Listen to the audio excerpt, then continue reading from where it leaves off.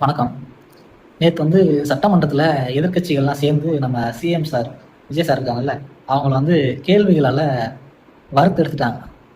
ஏன்னா ஒரு பக்கத்து நம்ம எதிர்க்கட்சி தலைவர் உதயநிதி ஸ்டாலின் ஒரு பக்கத்து, அங்கிட்டு பிரேமலதா விஜயகாந்த் அவர்கள் அந்த சைடு, இன்னொரு பக்கத்து வன்னியரசு அண்ணன் ஒரு பக்கத்து.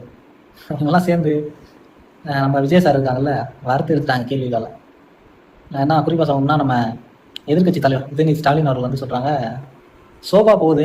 விஜய் சார் போற இடத்துக்கெல்லாம் சோபா முன்னாடி போகுது. பின்னாடி விஜய் சார் போறாரு.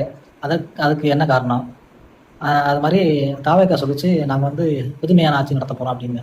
ஆனா பார்த்தா புஷ்பா பட ஆட்சியால நீங்க நடத்துறீங்க அப்படின்ற மாதிரி கேள்வியை கேட்டு மூக்க உடைச்சிட்டாப்ல நம்ம விஜய் சாருக்கு.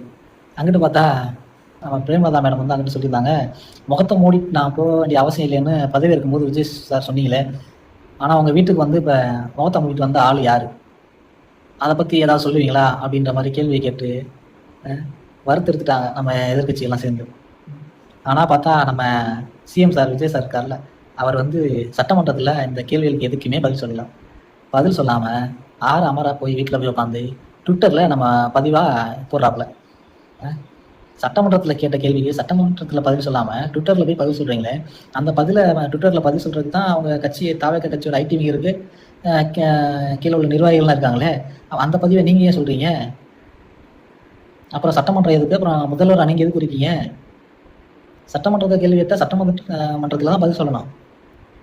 அப்போ தான் சாதாரண மக்கள் எல்லாருக்குமே தெரியும், நீ என்ன சொல்கிறீங்க, கேட்ட கேள்விக்கு பதில் சொல்கிறீங்களா, என்ன ஏதுன்னு சாதாரண மக்கள் அப்போ தான் புரிஞ்சுக்கிடுவாங்க. அதை விட்டு நீங்கள் போய் ட்விட்டரில் போய் பதில் சொன்னீங்கன்னா சாதாரண மக்களுக்கு எப்படி தெரியும்?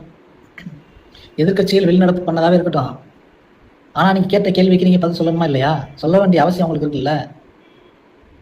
பதில் சொல்றது தானே நாகரிகமான அரசியல், அதுதானே சரியா இருக்கும். நீங்க தூய்மையான ஆட்சி நடத்த போறேன்னு சொல்றீங்கல்ல, நீங்க எதிர்கட்சி இல்லைனாலுமே அவங்க கேட்ட கேள்விக்கு நீங்க பதில் சொல்றது தானே சரியான நகர்வா இருக்கும். நீ அதையே பண்ண மாட்டீங்களே, அப்புறம் தூய சக்தின்னு எப்படி என்ன பிரயோஜனம் உங்களுக்கு? தயவு செய்து சட்டமன்றத்தில் கேள்வி கேட்டால் சட்டமன்றத்திலே பதில் சொல்லுங்க விஜய் சார். நன்றி, வணக்கம்.